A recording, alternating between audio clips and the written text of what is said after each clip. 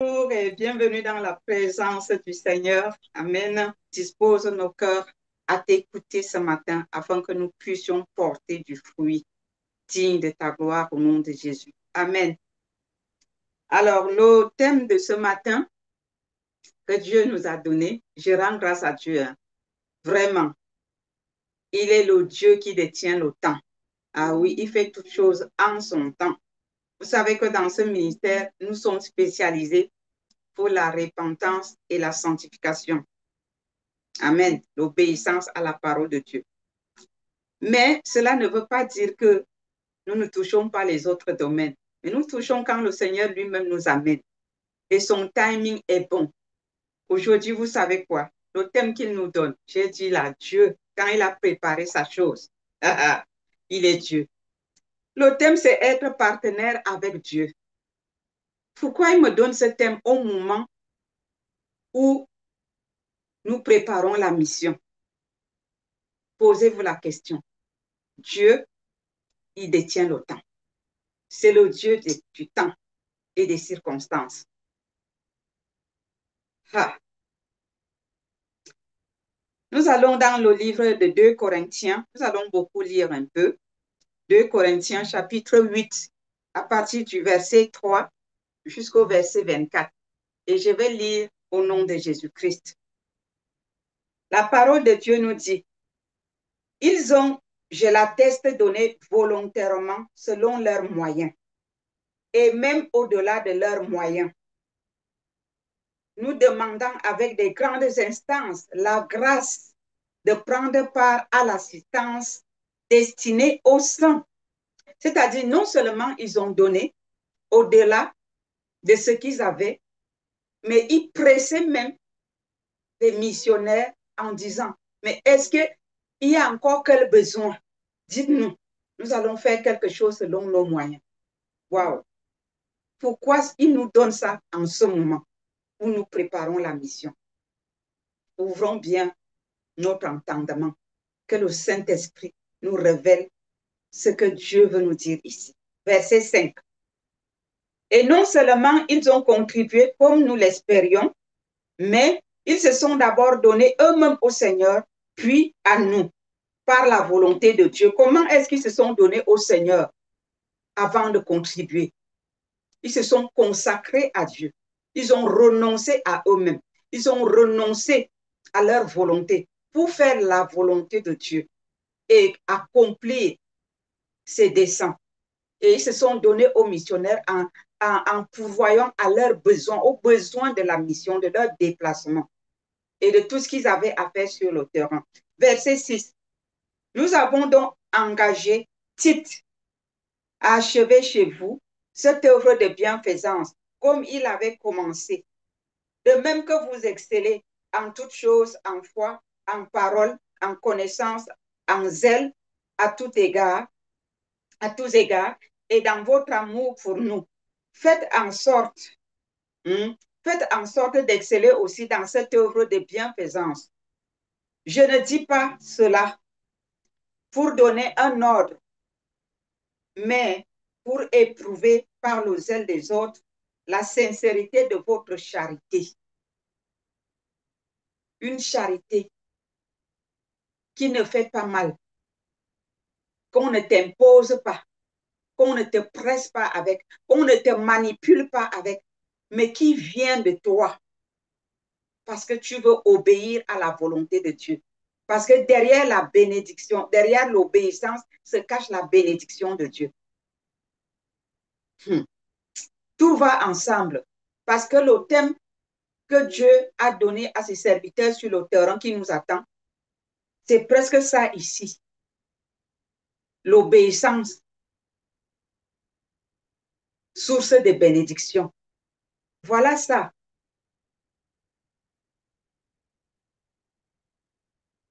Car vous connaissez la grâce de notre Seigneur Jésus-Christ, qui pour vous s'est fait pauvre, de riche qu'il était, afin que par sa pauvreté, vous fussiez enrichis. Donc, nous n'avons plus le droit de dire, je suis pauvre. Nous ne sommes pas pauvres. Jésus-Christ s'est fait pauvre pour nous.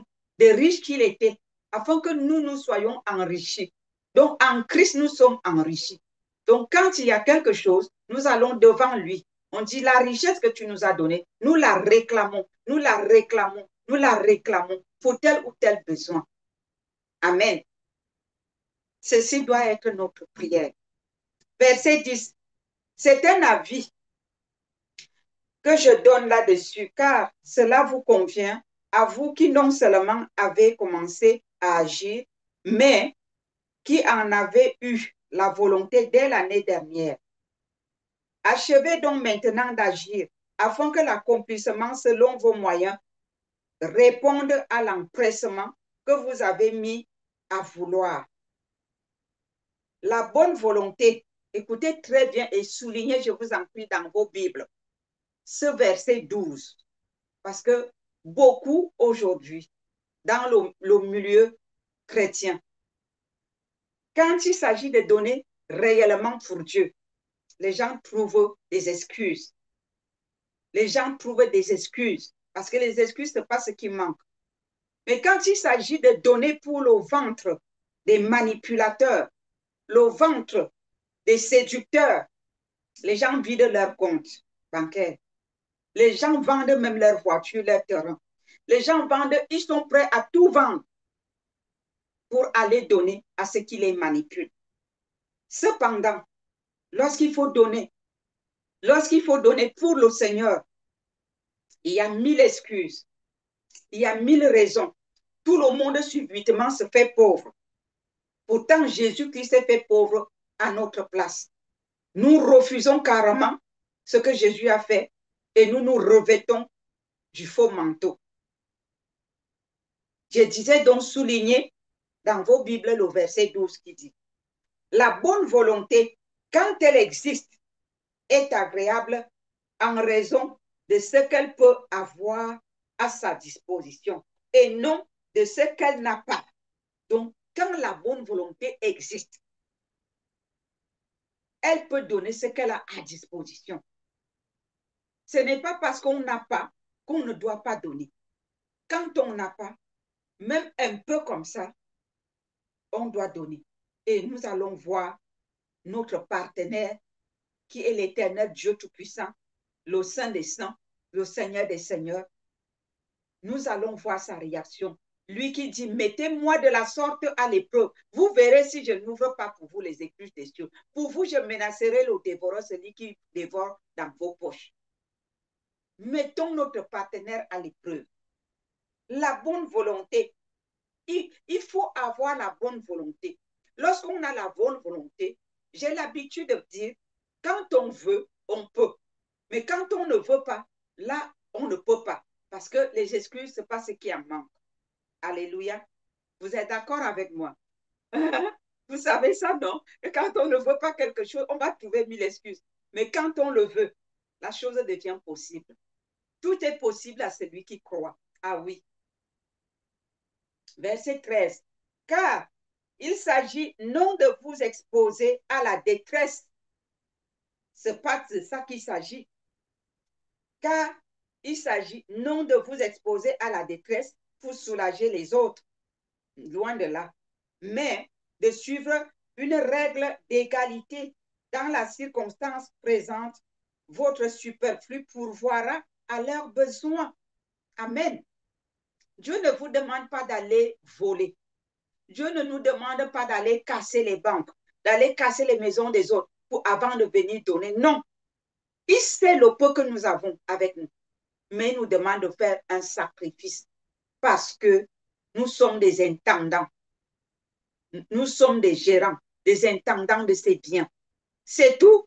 Ça ne nous appartient pas. Alléluia. Si tu détiens quelque chose de quelqu'un qui revient te revendiquer, mais il ne te reste plus qu'à lui rendre sa chose. Oui, je vais vous donner un petit témoignage dans ma vie. Parce que je ne prêche pas ce que je ne vis pas. Je ne prêche pas la théorie, mais je prêche ce que je vis, ce que je suis et ce que j'ai traversé. Je connais mon Dieu. Je le connais. J'ai toujours été son partenaire et il est toujours mon partenaire. Et à cause de notre partenariat, j'ai traversé beaucoup de choses et lui, il a répondu selon ses engagements. Il est fidèle. Ce n'est pas la théorie. Je suis un exemple pratique. Verset 14 dit, mais de suivre une règle d'égalité dans la circonstance présente, votre superflu pourvoira à leurs besoins, afin que leur superflu pourvoie pareillement au vôtre, en sorte qu'il y ait égalité. Amen.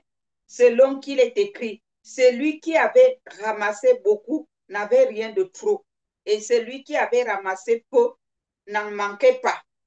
Grâce soit rendue à Dieu de ce qu'il a mis dans le corps de Tite, le même empressement pour vous, car il a accueilli notre demande et c'est avec un nouveau zèle et de son plein gré qu'il part pour aller chez vous. C'est ce que nous faisons et c'est ce que nous allons faire les jours qui arrivent, le pasteur Boise et moi. Dieu nous a mis à cœur les besoins des pauvres qui sont sur le terrain parce que Dieu, notre ministère, notre appel, notre mission, ce n'est pas aller vers ceux qui sont aisés.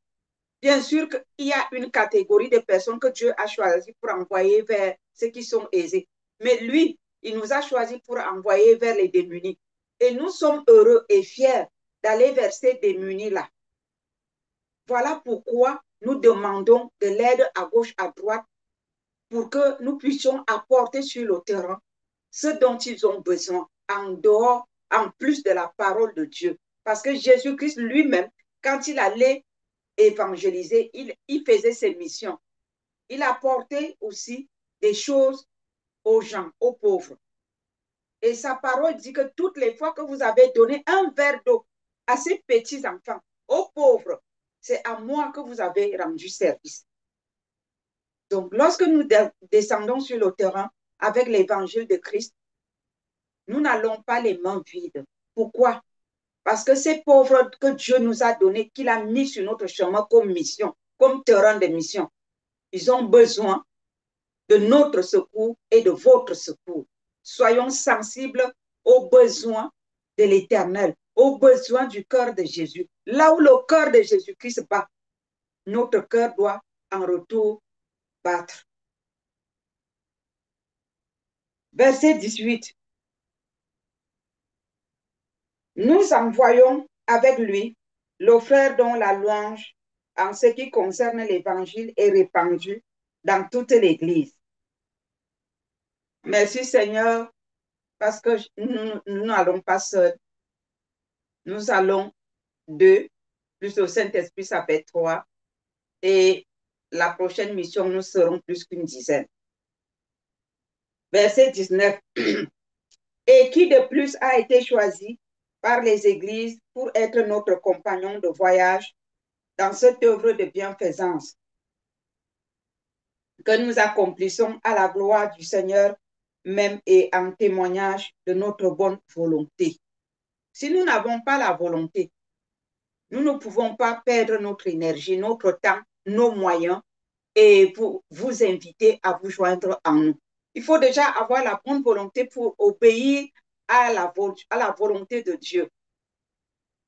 Faire la mission n'est pas une petite chose. Ce n'est pas le luxe d'être missionnaire. Au contraire, je vous dirais, si tu n'as pas la volonté, tu vas démissionner. Mon mari est témoin. Je suis rentrée dans une mission avec un asticot sur ma fesse gauche ou droite, je ne sais plus. Sur une fesse. Parce que là où on dormait, c'était ici, là, au niveau de la hanche. Là où on dormait, c'était crasseux.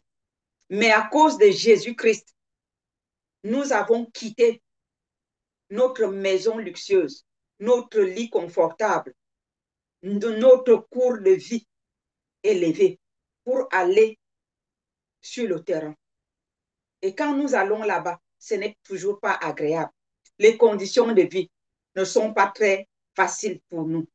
Mais nous le faisons pour la gloire de Dieu. Nous le faisons par amour pour les âmes que Christ met sur notre chemin. Nous le faisons pour amour pour l'évangile de Christ. Nous payons le prix. Nous payons le prix. Les choses que nous vivons sur le terrain, si on se met à vous les raconter, beaucoup d'entre vous vont, si vous aviez envie de venir en mission, vous allez dire non, nous on ne va pas aller là-bas. Marie-Josée peut vous témoigner, j'ai fait une mission avec elle. On est arrivé, le diable, partout où je passe, il connaît, il sait, il sait, il sait qui est qui. Et il sait quand Dieu m'envoie quelque part, il sait. Il sait. Nous sommes arrivés là-bas, à l'hôtel, là où on nous avait logés. Dans sa chambre, elle a dormi très bien. La clim marchait parce que c'est des pays où il fait très, très chaud. Parce que en dehors, je peux dire, du Portugal, quand on va du côté d'Afrique, c'est l'Afrique de l'Ouest et l'Afrique de l'Est. Et là-bas, il fait très chaud. Et moi, dans mon pays, pas maintenant, maintenant, il fait déjà chaud à Yaoundé. Mais avant, quand moi j'ai grandi, il ne faisait pas chaud à Yaoundé.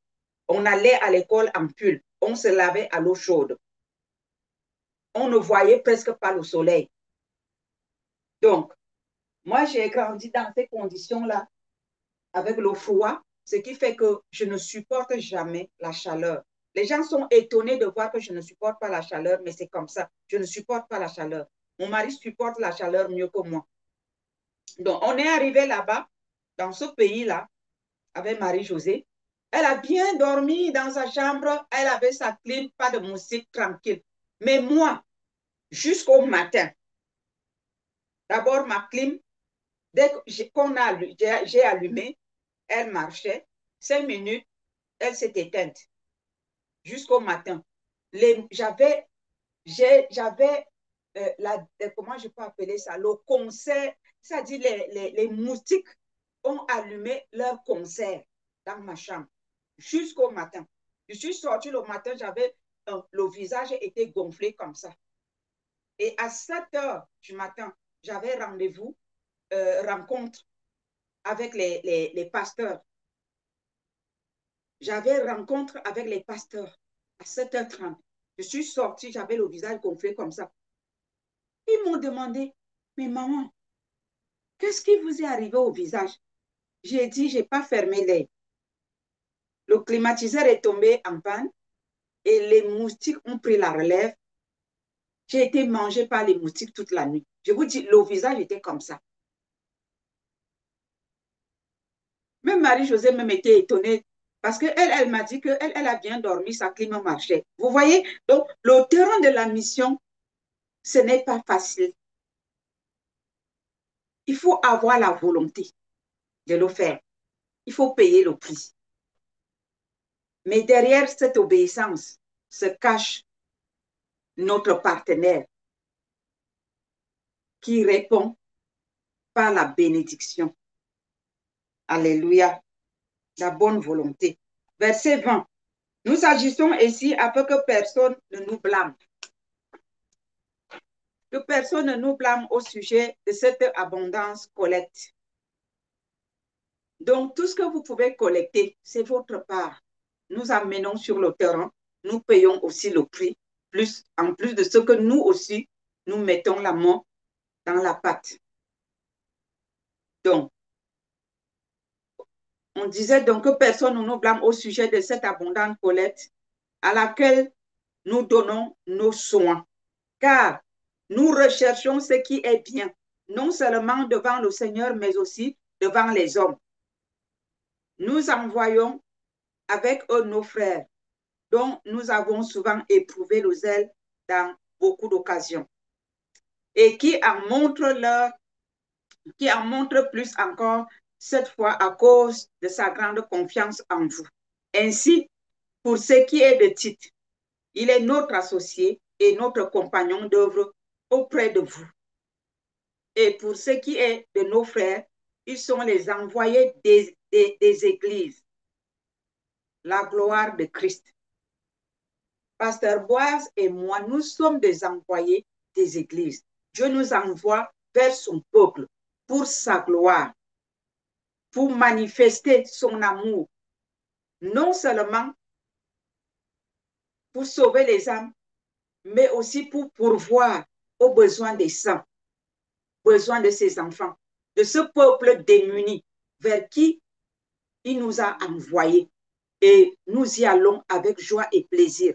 La mission, ce n'est pas ce que le monde vous a présenté. Quand tu vas en mission, tu vas rentrer avec l'argent pour acheter les voitures. Si tu rentres même avec l'argent, c'est pour la prochaine mission, pour aller apporter la provision sur le terrain. Ce n'est pas pour venir construire des maisons, ce n'est pas pour devenir riche, ce n'est pas pour venir construire des entreprises. La mission, c'est pour aller donner. Et ce que tu reçois là-bas, tu injectes sur la prochaine mission. C'est ça que nous on fait. Voilà pourquoi Dieu nous a envoyés vers les pauvres. Mais ceux qui sont riches, Dieu a dit dans sa parole, qui donne le soin dans Ecclésiaste 2, je crois, 26 ou 24, il donne le soin aux autres de recueillir, d'amasser pour donner à ceux qui lui sont agréables. Donc, si vous avez amassé, vous avez recueilli, sachez que ce que vous avez recueilli ne vous appartient pas. C'est pour la mission, c'est pour le Seigneur, c'est pour votre partenaire du royaume. Réinjectez cela dans le royaume et vous recevrez plus. Ne réinjectez pas dans le ventre d'un homme, d'une femme, pour acheter des maisons, des voitures et faire le matu vu. Mais réinjectez pour les pauvres, pour la gloire de Dieu. Et vous verrez ce que Dieu peut faire pour vous. Et je vais vous donner mon témoignage. Je n'ai pas oublié. Nous continuons. Verset 24. Donnez-leur donc à la face des églises la preuve de votre charité et montrez-leur que nous avons au sujet de nous glorifier de vous. Donc, quand le Seigneur nous met en mission et que nous vous demandons de contribuer, manifestez votre générosité. Soyez généreux. Faites cela avec amour. Faites cela avec joie. Parce que vous investissez sur un bon terrain. Et tout votre investissement va dans une bonne direction et pour atteindre l'objectif et glorifier le nom du Seigneur. Nous sommes des missionnaires véritables. Notre vie et notre cœur bat pour la mission et pour les pauvres que le Seigneur nous a donnés. Parce que Dieu, il est le Dieu des pauvres. C'est aussi lui qui a créé le riche pour que le riche pourvoie aux besoins du pauvre. Comprenez cela. 2 Corinthiens chapitre 9, versets 5 à 15, je lis au nom de Jésus. J'ai donc jugé nécessaire d'inviter les frères à se rendre auparavant chez vous et à s'occuper de votre libéralité déjà promise, afin qu'elle soit prête, de manière à être une libéralité et non un acte d'avarice. Une libéralité, les largesses, et non pas un acte d'avarice, de cupidité, d'égocentrisme. Quand on dit de donner, tu vas chercher la plus petite pièce qui est cachée au fond de ton porte-monnaie. Tu viens donner pour la mission. Tu crois que Dieu ne voit pas? Mon frère, ma soeur, répands-toi. Alléluia. C'est pas moi qui te parle. Hein. Le Seigneur a ses besoins sur le terrain et il te parle aujourd'hui. Il faut savoir s'aimer sur la bonne terre. Lorsqu'on vient vous manipuler, hein, on vient vous manipuler, on vient vous mentir, on vient vous séduire, vous donner sans regarder en arrière. Après toutes les fausses prophéties qu'on vous raconte, rien ne s'accomplit. Et vous vous détournez de Dieu. Vous dites, ah, j'ai sémé dans la maison de Dieu. Tu n'as pas sémé pour Dieu. Tu as sémé pour ta convoitise et tu as récolté le néant. Quand tu sèmes pour le Seigneur, je vais vous donner mon témoignage. Quand tu sèmes pour le Seigneur, tu vas récolter. Ça, c'est sûr. Il faut savoir s'aimer sur la bonne terre.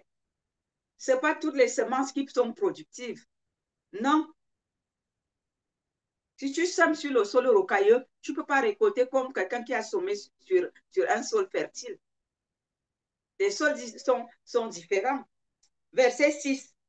Sachez-le, celui qui sème peu moissonne peu, et celui qui sème abondamment moissonne abondamment. Que chacun donne comme il a résolu en son cœur, sans tristesse ni contrainte, car Dieu aime celui qui donne avec joie. Et Dieu peut vous combler de toutes sortes de grâces, afin que possédant toujours en toutes choses de quoi satisfaire à tous vos besoins, vous ayez encore en abondance, vous ayez encore en abondance pour toute bonne œuvre. Ça veut dire que si tu commences à donner, le Seigneur va ajouter. Celui qui est fidèle dans les petites choses sera fidèle dans les grandes choses. Si tu as peu, donne le peu là. Dieu va te donner grand et tu donneras aussi plus. C'est comme ça. C'est comme ça. Celui qui retient s'appauvrit, mais celui qui donne s'enrichit. C'est comme ça. Verset 9. Selon qu'il est écrit, il a fait des largesses, il a donné aux indigents. Sa justice subsiste à jamais. Celui qui fournit de la semence au semeur et du pain pour sa nourriture vous fournira et vous multipliera la semence. Et il augmentera les fruits de votre justice. Vous serez de la sorte enrichis à tous égards pour toute espèce de libéralité qui, par notre moyen, feront offrir à Dieu des actions de grâce. Car le secours de cette assistance, non seulement pourvoit aux besoins des saints, écoutez la direction que ça prend. Ça ne prend pas la direction d'aller construire des centres commerciaux, d'aller construire, je ne sais pas, des grands bâtiments, d'aller acheter des grosses voitures. Ce n'est pas mauvais de rouler en voiture, mais il faut que ce soit Dieu lui-même qui te donne cette voiture en te disant, mon enfant va acheter la voiture. Ce n'est pas qu'on donne l'argent pour la mission, tu vas acheter une grosse maison, une grosse voiture. Car le secours de cet assistant non seulement pourvoit aux besoins des saints, mais il est encore une source abondante de nombreuses actions de grâce envers Dieu. En considération de ce secours dont ils font l'expérience, ils glorifient Dieu de votre obéissance dans la profession de l'évangile de Christ. L'obéissance dans la profession de Christ, dans l'évangile de Christ. Par obéissance, nous devons donner pour faire avancer l'évangile de Jésus.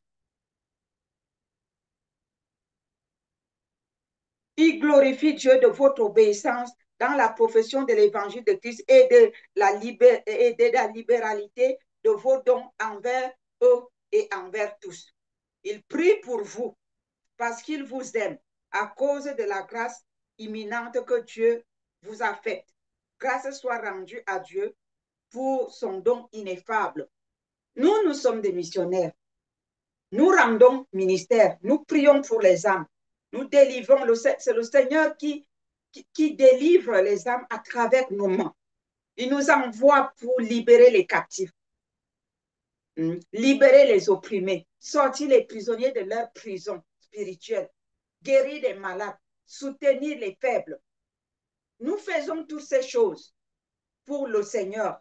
Mais en retour, lorsque nous lançons l'appel, beaucoup deviennent sourds, beaucoup disparaissent et font semblant de ne rien voir.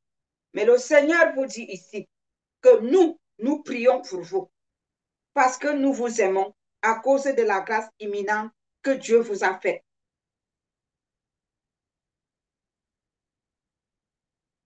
Mais cependant, qu'est-ce que vous faites pour Dieu?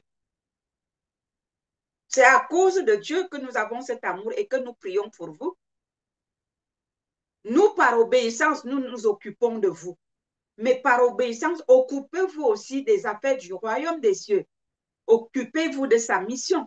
Lorsque nous crions pour la mission, vous devez aussi vous lever comme nous nous levons promptement. Il n'y a personne dans notre ministère, ceux qui nous suivent, qui travaillent avec nous, personne ne peut dire que j'ai appelé le pasteur Boaz et il n'a pas réagi à mon cri. J'ai appelé pasteur Ruth et elle n'a pas répondu à mon cri.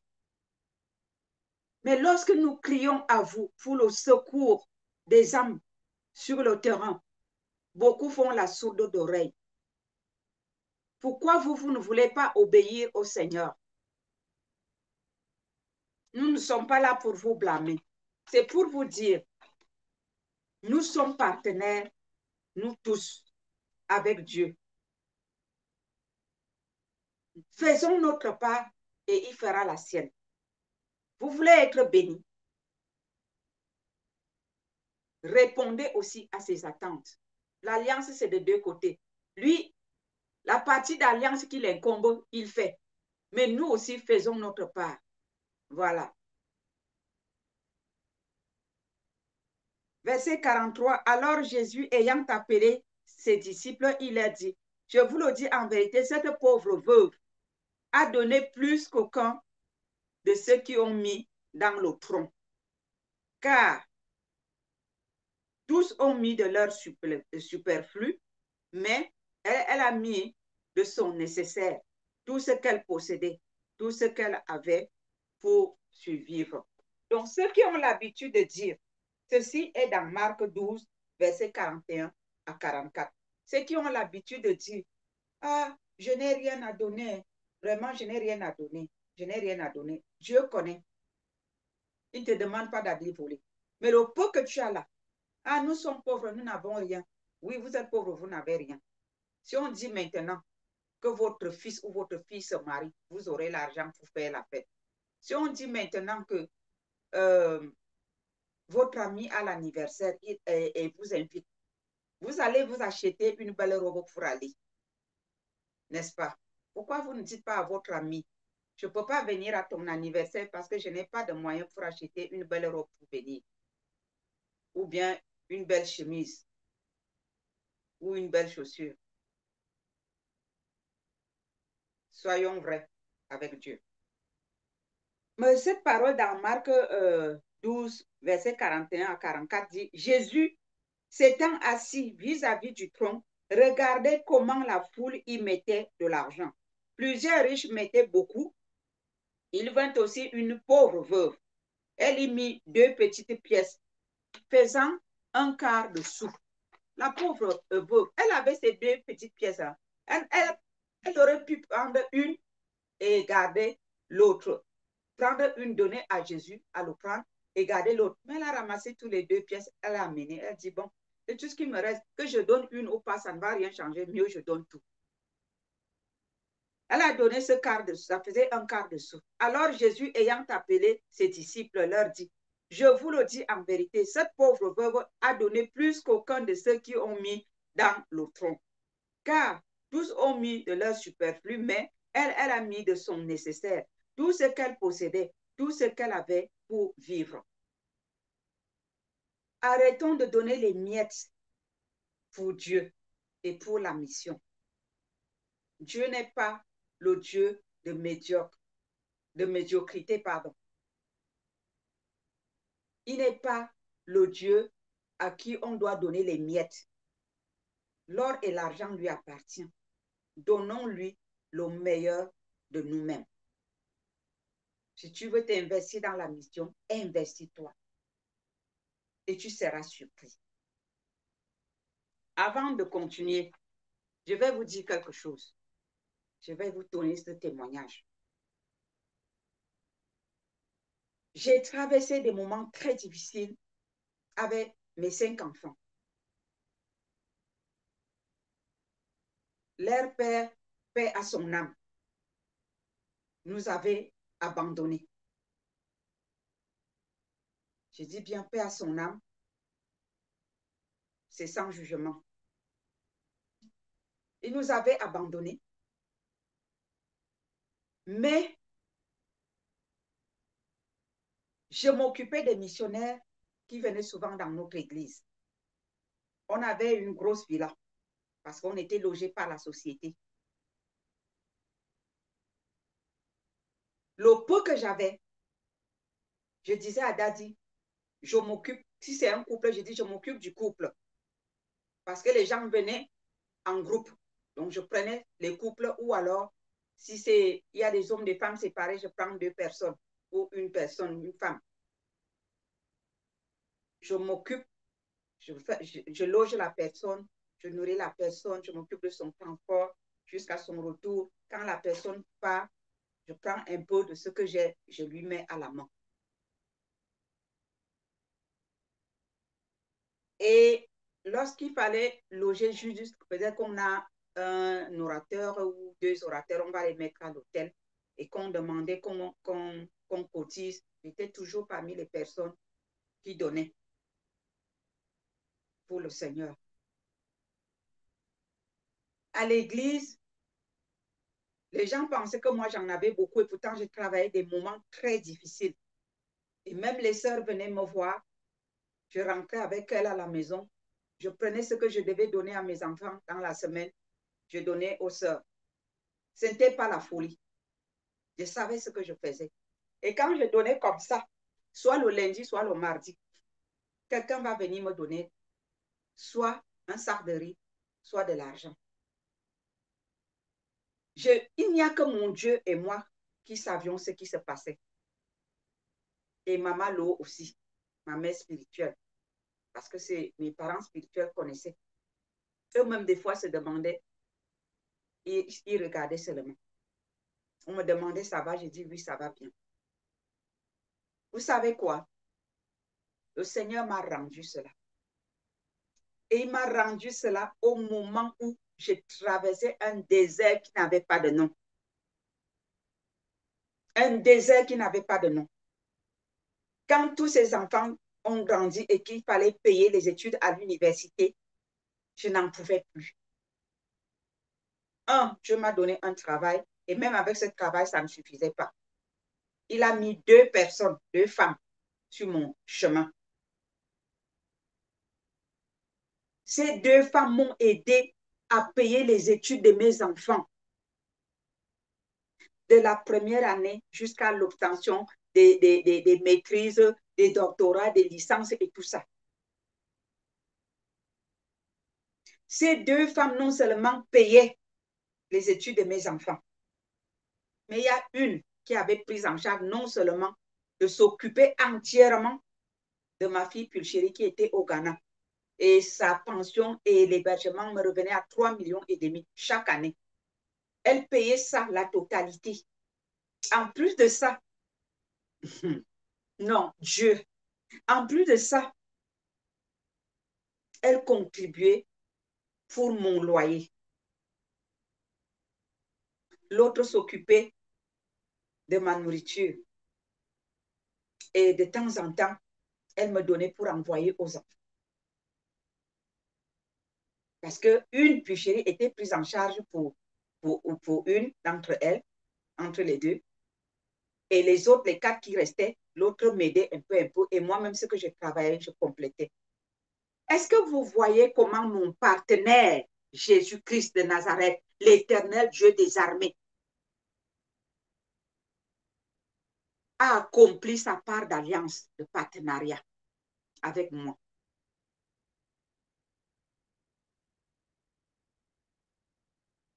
J'ai vécu à distance avec mes enfants durant cette période-là. Je souffrais, mes enfants souffraient. Mais Dieu a gardé mes enfants plus que les enfants qui vivaient à côté de leurs parents. Parce que beaucoup d'enfants, leurs camarades qui vivaient avec leurs parents, ceux qui étaient des filles, se sont retrouvés enceintes. D'autres ont abandonné même des études pour aller faire d'autres choses. Mais moi, mes enfants faisaient l'école. J'ai deux filles. Aucune n'est allée ni à gauche ni à droite pour aller ramasser les grossesses. Niet. Les garçons, pareil. Et je rends grâce à Dieu.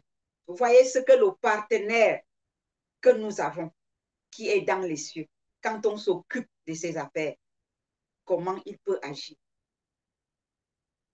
Il ne suffisait pas seulement que je donne le peu que j'avais, mais je me sacrifiais pour son œuvre à fond. Oui, ce que je dis, ceux qui me connaissent peuvent le confirmer.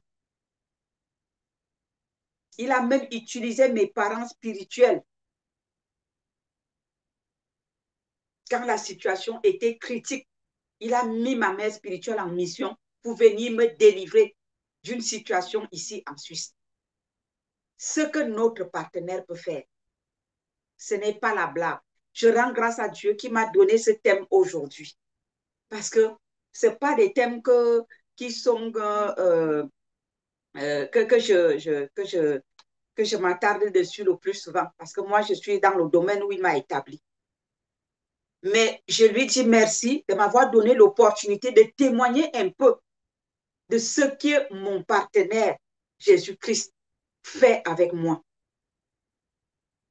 Je ne suis pas attachée à lui en vain. Il accomplit sa part d'alliance. Et je vous invite, vous qui m'écoutez ce matin, je vous invite vraiment à expérimenter ce que je suis en train de vous dire. Faites un pas et vous verrez. Je vous dis, Jésus est fidèle. Il est vraiment fidèle. Je suis un témoignage vivant de la fidélité de Dieu et de son partenariat. Romains chapitre 15, verset 25 à 27. Je lis au nom de Jésus-Christ.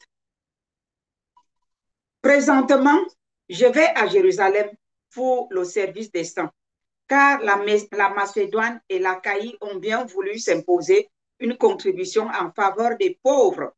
En faveur de qui? En faveur des pauvres. En faveur des pauvres parmi les saints de Jérusalem.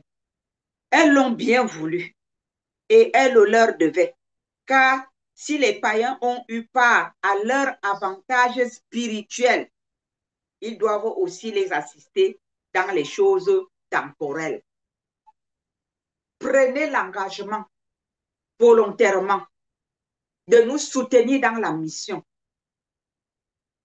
Car si le pasteur Boise et moi, nous nous investissons non seulement pour la mission, mais aussi pour vous qui nous écoutez, à vous soutenir dans vos problèmes, à vous enseigner la parole de Dieu, à vous encadrer spirituellement.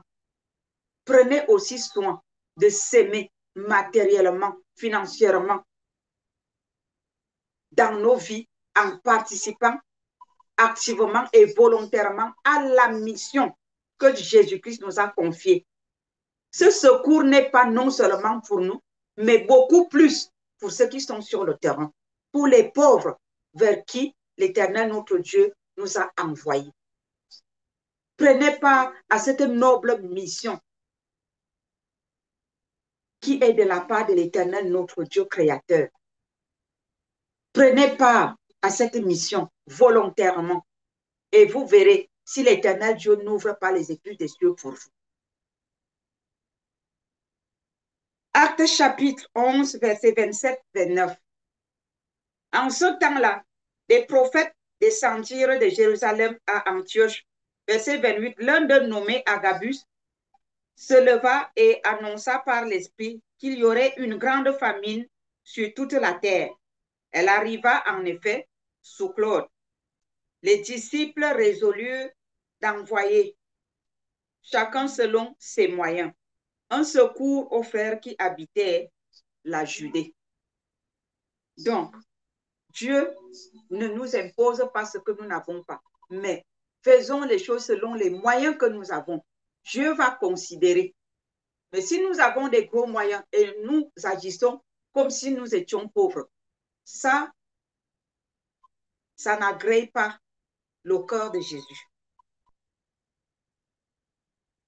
2 Thessaloniciens 2, versets 16 et 17 nous dit que notre Seigneur Jésus-Christ, c'est la conclusion, que notre Seigneur Jésus-Christ lui-même est Dieu notre Père qui nous a aimés et qui nous a donné par sa grâce une consolation éternelle et une bonne espérance. Console vos cœurs.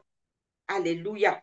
Et vous affermisse en toute bonne œuvre et en toute bonne parole. Vous qui investissez pour le royaume de Dieu sur la mission. Que l'Éternel console, l'Éternel Dieu des armées console vos cœurs. Il connaît vos attentes, il connaît vos besoins, il connaît vos soucis. Que l'Éternel console les cœurs de tous ceux qui investissent dans la mission au nom de Jésus-Christ. Que l'Éternel Dieu console vos cœurs, vous tous qui investissez sur la bonne terre, pour la bonne cause, de ceux qui vont sur le terrain, des âmes qui sont dans la misère sur le terrain. Que l'Éternel vienne consoler vos cœurs. Il fera sa part d'alliance. Il fera sa part dans son alliance. Il fera sa part en tant que partenaire. Il ne vous laissera pas les mains vides. Qu'il vous console selon vos attentes. Qu'il vous console au-delà de votre espérance. Qu'il vous console et vous surprenne. Vous qui investissez pour son royaume. Vous qui investissez pour les pauvres. Vous qui investissez pour nous qui allons sur le terrain. Que Dieu vous bénisse. Que Dieu vous comble de vos attentes. Qu'il combatte pour vous. Qu'il se lève avec son épée autour de vous et combatte ceux qui vous combattent. Qu'il bénisse ceux qui vous bénissent. Au nom de Jésus, selon sa parole dans Genèse chapitre 12, verset 3. Que Dieu bénisse ceux qui vous bénissent et qui combattent ceux qui vous combattent. Vous qui soutenez son œuvre, vous qui priez pour nous, vous qui avez la compassion pour les pauvres, pour les démunis, que l'Éternel vous comble pour toutes vos contributions. Au nom de Jésus-Christ. Et qu'il vous affermisse en toute bonne œuvre et en toute bonne parole. Que vous soyez affermis en toute bonne œuvre et en toute bonne parole au nom de Jésus-Christ. Amen. Que cette parole vous rende ministère. Que vous soyez les hommes et les femmes pleins de libéralité. Oui. Que vous soyez des investisseurs du royaume. Que vous soyez les pourvoyeurs du royaume des cieux. Et le Seigneur lui-même vous comblera de vos attentes. Il vous multipliera votre semence. Qu'il en soit ainsi au nom de Jésus-Christ. Amen. Soyez bénis. J'espère que cette bonne parole du Seigneur vous a fait du bien et a mis des choses au clair. Amen. Que le Seigneur vous bénisse.